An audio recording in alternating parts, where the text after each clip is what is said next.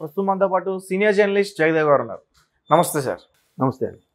అయితే ఆంధ్రప్రదేశ్ సీఎం జగన్మోహన్ రెడ్డి గారిని corona virus కన్నా చాలా డేంజర్ అయిన పర్సన్ అని చెప్పేసి చాలామంది రాజకీయ విశ్లేషకులు కానీ కొంతమంది రాజకీయ నాయకులు కానీ తీవ్రంగా విమర్శిస్తున్నారు. అలాగే ముఖ్యంగా అతని పార్టీ నుంచి బయటకు వచ్చిన వాళ్ళు కూడా అదేవిధంగా అతన్ని విమర్శిస్తున్నారు. సో ఒక రకంగా దీని గురించి అసలు ఏం మాట్లాడుకోవాలంటారు? అంటే ఇంకెవరో కాదు, స్వయాన ఆమె అతని సిస్టర్ వైఎస్ షర్మిల గారు ఈ స్టేట్మెంట్ ఇచ్చారు. అంటే మూకుమ్మడి దాడి జరుగుతుంది ఆవిడ మీద ఒక విధంగా. అంటే అంటే రాజకీయాన్ని రాజకీయంగా చూడాలి, బంధుత్వం బంధుత్వమే, శత్రుత్వం అంటే శత్రుత్వం అట్లాగే చూడాలి ఇప్పుడు కూడా. దాన్ని మరీ పర్సనల్గా తీసేసుకొని ఎప్పటికీ మనమే ఉంటాము, మనమే రాజుల్లాగా రాజ్యాలను ఏలుతాము అని అనేది ఆ రాజరిక రోజులు పోయాయి. ప్రజాస్వామ్యం ఉంది ఇప్పుడు. ఈ ప్రజాస్వామ్యంలో రాజు బంటు అవ్వచ్చు, బంటు రాజు అవ్వచ్చు. ఒక టీ షాప్ నడిపేవాడు ప్రధానమంత్రి అయ్యాడు, ఒక చెప్పులు కుట్టేవాడు అమెరికా ప్రెసిడెంట్ అయ్యాడు, కుప్పులు పుట్టేవాడు కొడుకు. అంటే ఏదైనా సాధ్యం కదా.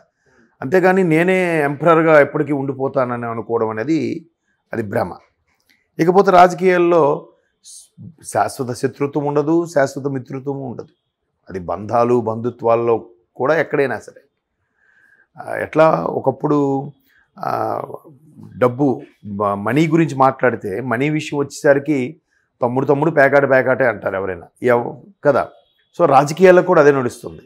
ఒకే ఇంట్లో అన్న ఒక పార్టీ అయితే తమ్ముడు ఒక పార్టీ, అన్న ఒక పార్టీ అయితే చెల్లి ఒక పార్టీ, తండ్రి ఒక పార్టీ అయితే కొడుకు ఒక పార్టీ, మావ ఒక పార్టీ అయితే అల్లుడు ఒక పార్టీలకు చాలా చూస్తున్నాం. వాళ్ళు పార్టీల పరంగా దూషించుకోవాలి తప్ప వ్యక్తిగతంగా వెళ్ళిపోకూడదు ఎవరు కూడా. అది మంచిది కాదు.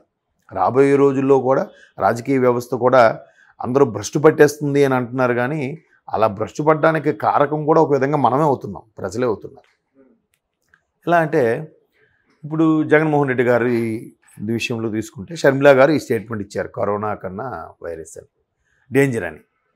ఇప్పుడు అందరూ చెప్పేది ఏంటంటే షర్మిల గారు ఎప్పుడైతే బయటకు వచ్చేసారు, ఆ పార్టీలో జగన్మోహన్ రెడ్డి గారు అరెస్ట్ అయిన తర్వాత జైలు జీవితం 16 నెలలో 18 నెలలో గడిపిన తర్వాత పార్టీ పరిస్థితి ఏంటి అనుకున్న నేపథ్యంలో ఏమీ తెలియని ఈవిడ ఒక్కసారిగా మైక్ పట్టుకుంది, జనాల్లోకి వెళ్ళింది, కొన్ని వేల కిలోమీటర్లు నడిచింది. ఓదార్పు యాత్ర అయితేనేమి, సానుభూతి యాత్ర ఏదైనా చేసింది కదా ఆవిడ.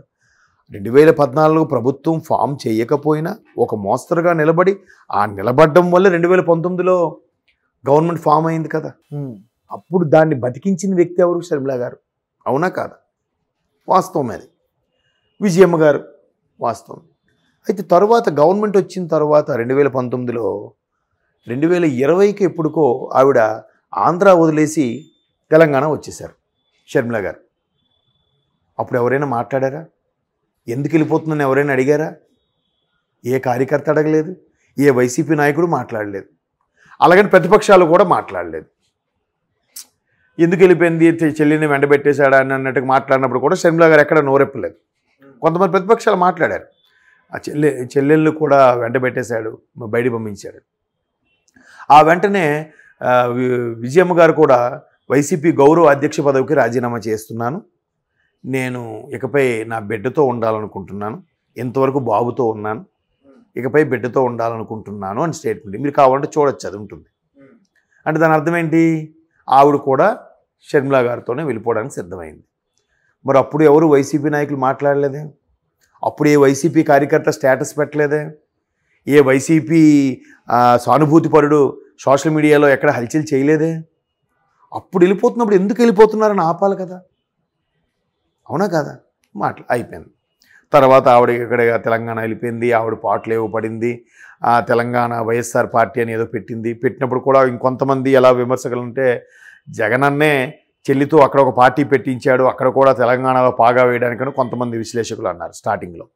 తర్వాత ఇంకొంతమంది అన్నారు లేదు జగనన్న బయటికి పంపించాడు కాబట్టి ఆవిడ ఉనికిని కాపాడుకోవడానికి ఆవిడే సొంతంగా పార్టీ పెట్టుకుందన్నారు కొంతమంది.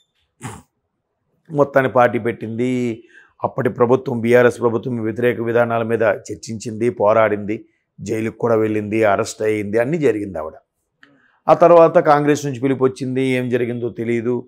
మద్దతు ఇస్తామనుకున్నారు, కలిసి పోటీ చేస్తామనుకున్నారు. ఫైనల్గా మద్దతుకే మొగ్గు చూపారు, పోటీ చేయకుండా తప్పుకున్నారు.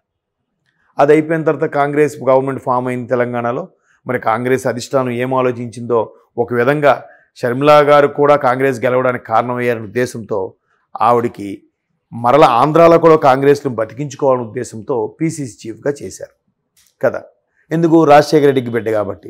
ఎందుకు రాజశేఖర రెడ్డి గారి బిడ్డకి ఎందుకు ప్రాధాన్యత ఇచ్చారు? కాంగ్రెస్ హయాంలో 2 సార్లు రాజశేఖర రెడ్డి గారు ముఖ్యమంత్రి ప్రకటించింది కాంగ్రెస్ పార్టీ కాబట్టి కదా. సో ఇప్పుడు ఆ డ్యూటీ ఏంటి? అక్కడ ఆంధ్రప్రదేశ్లో ఎవరు ప్రభుత్వం ఉంటే వారిని విమర్శించాలి, అంతే కదా. అంతేగాని జగన్మోహన్ రెడ్డి గారిని పని కట్టుకొని విమర్శించే పని ఏం చేయట్లేదుగా. అక్కడ చంద్రబాబు గారి ప్రభుత్వం ఉన్నా విమర్శిస్తుంది, పవన్ కళ్యాణ్ గారి ప్రభుత్వం ఉన్నా విమర్శిస్తుంది ఆవిడ. దాన్ని వైసీపీ వాళ్ళు జీర్ణించుకోలేక ఇంకా ఆవిడ్ని మురుసుపల్లి షర్మిలా శాస్త్రి అని, మురుసుపల్లి షర్మిలా గారని, వైఎస్ షర్మిలా కానే కాదని రకరకాలుగా విమర్శిస్తున్నారు. కాకుండా ఎలా పోతుంది ఆవిడ? రాజశేఖర రెడ్డికి స్వయాన బిడ్డ కదా. ఇప్పుడు భర్తింటి పేరు వస్తే వచ్చి కానీ సర్టిఫికెట్లు అన్నింటిలో వైఎస్ షర్మిలానే ఉంటుంది కదా. సో ఆవిడకి మెల్లమెల్లగా భద్రత కూడా తగ్గించేశారు. నాకు భద్రత తగ్గించింది, నాకు ఏమైనా జరిగితే ప్రభుత్వాందే పూచి అన్నట్టు కూడా మాట్లాడింది. ఆవిడ మీద చాలా విమర్శలు చేస్తున్నారు, వ్యక్తిగత విమర్శ కూడా చేస్తున్నారు. కానీ ఆవిడ వ్యక్తిగత చేయట్లే, ప్రభుత్వ పరంగా చేస్తుంది. ఆవిడ ఏమంటుంది? ప్రభుత్వ వైఫల్యాల గురించి ఎండగడుతుంది. బీజేపీకి మీరు అమ్ముడుపోయారు, అందుకే మీరు స్పెషల్ స్టేటస్ ఏం తెప్పించుకోలేకపోయారు. బీజేపీకి మీరు బానిసలుగా ఉన్నారు, అందుకే పోలవరం ఇంతవరకు పూర్తి చేయలేకపోయారు. ఆ మంత్రులు ఉన్నారు 1%, 0.5% అన్నారు. 2020 డిసెంబర్కి అయిపోద్ది అన్నారు. ఏది 23 డిసెంబర్ కూడా అయిపోయిందిగా. ఎక్కడ ఏం మాట్లాడారు మరి? ఇలా ఇన్ని విమర్శలతో విమర్శిస్తుంది ఆవిడ, అంతేగాని వ్యక్తిగతంగా పోవట్లేదుగా. జగన్మోహన్ రెడ్డి మీద ఇన్ని కేసులు ఉన్నాయి.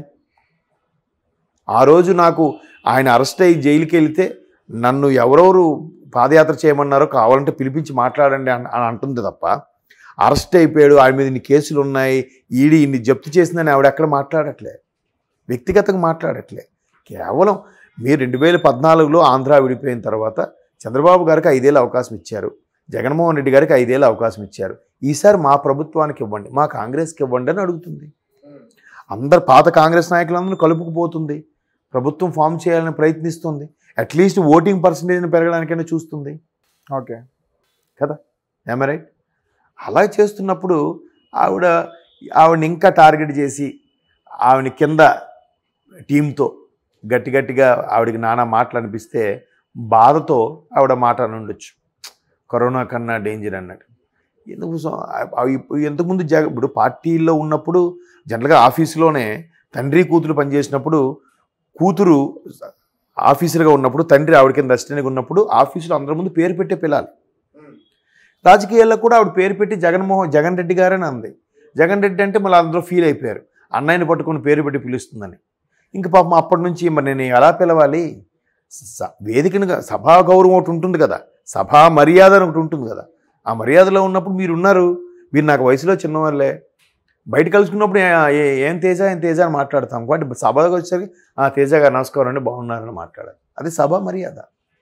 అలాగే జగన్ రెడ్డి అంది ఆవిడ, దానికి కూడా వైసీపీ బ్యాచ్ వాళ్ళు విమర్శించారు. ఇంక అప్పటి నుంచి ఏమంటుంది? జగనన్న గారి ప్రభుత్వమే మాట్లాడుతుంది. రాజకీయాలకు వచ్చాక అన్న తమ్ముడు ఉండదు ఇంకా కదా. అలా విమర్శించాక ఇలా అన్నారు. ఆయన కూడా చక్కగా తెలివిగా జగన్మోహన్ రెడ్డి గారు షర్మిలా గురించి ఎక్కడ ఏం మాట్లాడట్లేదు, కింద బ్యాచ్తో మాట్లాడిస్తున్నారని ఎందుకు అంటున్నారంటే, మరి వాళ్ళు మాట్లాడుతున్నప్పుడు నేను ఖండించాలిగా. తననేం అనొద్దు, నా చెల్లెలు తనకేం అనొద్దని చెప్పాలిగా. ఈయన చెప్పపోబట్టే కదా వాళ్ళు మాట్లాడుతున్నారు నచ్చినట్టుగా. కానీ ఈయనేం మాట్లాడుతున్నాడు? నా పార్టీ, నా ఇంట్లో కూడా చిచ్చు పెట్టారు చంద్రబాబు నాయుడు గారు అన్నట్టు చెప్తున్నారు. ఈవెన్ షర్మిలా గారు స్క్రిప్ట్ కూడా చంద్రబాబు గారు ఇచ్చిన స్క్రిప్టే మాట్లాడుతుంది షర్మిలా అని కూడా అంటున్నారు. ఒకప్పుడు పాదయాత్ర చేసింది కూడా చంద్రబాబు గారు చెప్తేనే షర్మిలా పాదయాత్ర చేశారా? పార్టీని బతికించారా? వైఎస్ విజయమ్మ గారు కూడా గౌరవ అధ్యక్ష పదవికి రాజీనామా చేసింది చంద్రబాబు గారు చెప్తేనే రాజీనామా చేశారా? ఏం మాట్లాడతారు అంటే ఏదో జనాలకి ప్రజలకి మసిపూసి మారేడుగా చేసేయాలంతే కాన్సెప్ట్. కాబట్టి ఆవిడతో వ్యక్తిగతంగా కూడా చేస్తున్నారు. ఆవిడ అదే బాధపడింది. వ్యక్తిగతంగా కూడా నేను వైఎస్ షర్మిలాని కాను, రాజశేఖర్ బిడ్డని కాకుండా ఎక్కడ పోతాను, నా మీద ఎన్నో అలిగేషన్స్ వస్తున్నాయి, ఎన్నో వ్యక్తిగతంగా విమర్శిస్తున్నారు, బ్రదర్ అనిల్ గారిని కూడా ఇందులో టార్గెట్ చేస్తున్నారు. అది కాకుండా కావాలంటే నా తల్లి సాక్ష్యం, మా వదినమ్మ సాక్ష్యం, వాళ్ళని అడగండి. నేను అప్పుడు పార్టీ కోసం ఎంత పని చేశానో, నాకే పదవి ఆశించలేదు. నిజంగా పదవి ఆశించిన దాన్ని అయితే నా తండ్రి ముఖ్యమంత్రిగా ఉన్నప్పుడే నేను ఎన్నో పదవులు తీసుకునేదాన్ని, అప్పుడే నేను రాజ్యసభ ఏదో అయ్యేదాన్ని. నేను ఎప్పుడూ అలా ఆలోచించలేదు, ఆశించలేదు. ఇప్పుడు నన్ను సెంటర్ చేస్తున్నారు, నా మీద విమర్శిస్తున్నారు. నాకుండే 4+4 ముందు తీసేసి 2+2 వేశారు. ఇప్పుడు 1+1గా పెట్టారు సెక్యూరిటీని. నాకు భద్రత లేకుండా పోయిందని కూడా ఆవిడ వాపోయింది. సో ఇవన్నీ చూస్తే మనకే అర్థమవుతుంది కదా ఎవరి న్యాయం. కాంగ్రెస్ నుంచి అన్న వచ్చే అవకాశం ఉందా సెక్యూరిటీ? కాంగ్రెస్ ఎందుకు ఇస్తుంది? సెంట్రల్ ఆవిడ ఒక కీలకమైన పదవి ఇప్పుడు ఇచ్చారు కాబట్టి ఇవ్వాలి. ప్రభుత్వం కల్పించాలి, స్థానికంగా ఉండే ప్రభుత్వం. దానికి ఒక సెపరేట్గా ఉంటుంది కదా ప్రోటోకాల్వి, ఆ సెక్యూరిటీ వింగ్స్ వాళ్ళు కేటాయిస్తారు. ఆవిడకి ఇంకా పదవికి ఓన్లీ కాంగ్రెస్ పార్టీ తరఫున కానీ గతంలో కొన్ని కీలకమైన పదవులు చేసిన దాఖలా లేవుగా. ఎమ్మెల్యే కానీ, ఎంపీగా కానీ, మంత్రిగా కానీ ఏం చేయలేదుగా.